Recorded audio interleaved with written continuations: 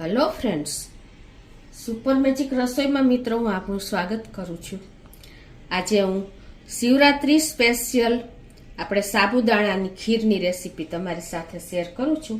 ગમે તો લાઈક કરજો, શેર કરજો અને સબસ્ક્રાઈબ કરવાનું તો ભૂલતા જ નહીં। અને મિત્રો બાજુમાં રહેલ બેલ આઇકનને પણ પ્રેસ કરજો, જેથી કરીને લેટેસ્ટ વિડીયોની માહિતી તમને મળતી રહે।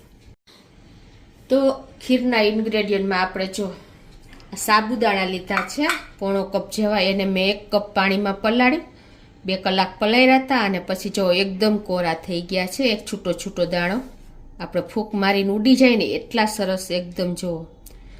અને બીજું આપણે બદામ પિસ્તાની કતરણ કરી છે।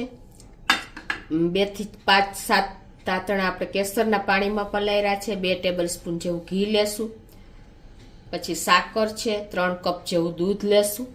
તો બનાવવાનું ચાલુ કરીએ। તો હવે આપણે ગેસ ઓન કરી અને એક પેનમાં આપણે 2 ટેબલ સ્પૂન જેવું ઘી મૂકી દેશું। તો આપણું ઘી ગરમ થઈ ગયું છે, તો આપણે આ પલાળેલા સાબુદાણાને એમાં ઘીમાં થોડાક રોસ્ટ કરી લેશું। આ રીતે આપણે રોસ્ટ કરવાથી શું થશે ખબર છે? એક એક દાણો આપણો ઘીથી કોટિંગ થઈ જશે ને એટલે છૂટો રહેશે, ખીરમાં લોચો નહીં થાય। એટલે આ પ્રોસીજર કરવી ખાસ જરૂરી છે। ગેસની ફ્લેમ આપણે અત્યારે સ્લો ટુ મીડિયમ રાખી છે।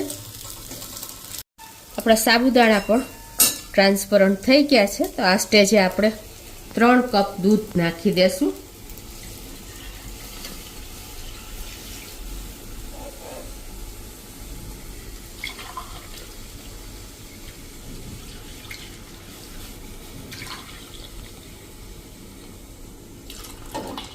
અને આને આપણે હવે કન્ટિન્યુ ચલાવતા રહેશું। તો આ રીતે આપણે મીડિયમ ફ્લેમ રાખી અને આને આપણે હલાવતા જ રહેશું। અને હવે જે આપણે આ કેસર પલાળ્યું છે ને એ કેસરને આપણે આમાં નાખી દેશું। તો આ રીતે જો આપણે 4 મિનિટ જેવું થયું છે, કન્ટિન્યુ આપણે ચલાવતા રહ્યા છીએ અને આપણું દૂધ પણ ઉકળીને ઘટ થઈ ગયું છે। અને જો સાબુદાણા પણ ટ્રાન્સપરન્ટ થઈ ગયા છે ને। હવે આ સ્ટેજે આપણે સાબુદાણા ટ્રાન્સપરન્ટ થઈને પછી જ આપણે સાકર નાખવાની છે, નહીતર શું થશે કે સાબુદાણા આપણા સરસ કૂક નહીં થાય। તો હવે આપણે 2 ટેબલ સ્પૂન જેવી તમારા ટેસ્ટ એકોર્ડિંગ તમે વધઘટ કરી શકો છો, પણ સાકર નાખી દઈશું।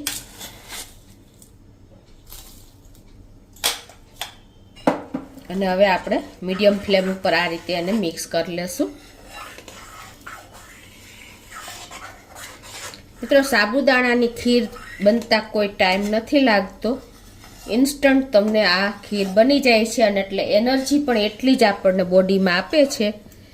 તો આપણે વ્રત સિવાય પણ આપણે સાબુદાણાની ખીર રૂટીનમાં રેગ્યુલર અઠવાડિયે એકવાર લેવી જોઈએ। આ રીતે જો આપણે ખાંડ એટલે કે સાકર નાખ્યા પછી એકદમ સરસ આપણા ચમચાને કોટેડ થાય ને ત્યાં સુધી આપણે એને સાકરનું પાણી બાળવાનું છે।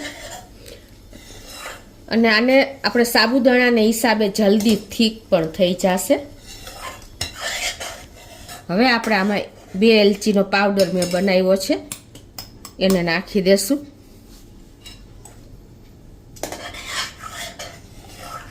તો આપણી ખીર રેડી છે। આ ઠંડી થશે ને એમ વધારે થીક એટલે કે ઘટ થતી જશે જુઓ। તો હવે આપણે ગેસને બંધ કરી દઈશું અને એક બોલમાં સર્વ કરી લેશું। હવે આપણે જે બદામની ફ્લેક્સ બનાવી છે ને એને નાખી દેશું અને પિસ્તાની ફ્લેક્સને પણ થોડી એવી નાખી દેશું। અને હવે ગેસની ફ્લેમ બંધ કરી દઉં છું અને આપણે સર્વ કરી લઈએ। તો હવે આપણે ખીરને પણ સર્વ કરી લઈએ।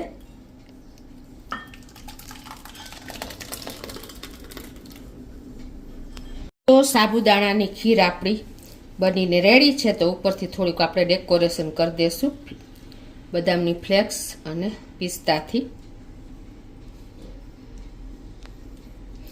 તો મિત્રો, શિવરાત્રી સ્પેશિયલ સાબુદાણાની ખીર રેડી છે. કોઈ ટાઈમ નથી લાગતો અને એકદમ ડિલિશિયસ એવી ટેમ્પટિંગ બની છે મિત્રો. તો ચોક્કસ તમને આ વિડીયો ઉપયોગી થશે. ગમે તો લાઈક કરજો, શેર કરજો અને સબસ્ક્રાઈબ કરવાનું તો ભૂલતા જ નહીં.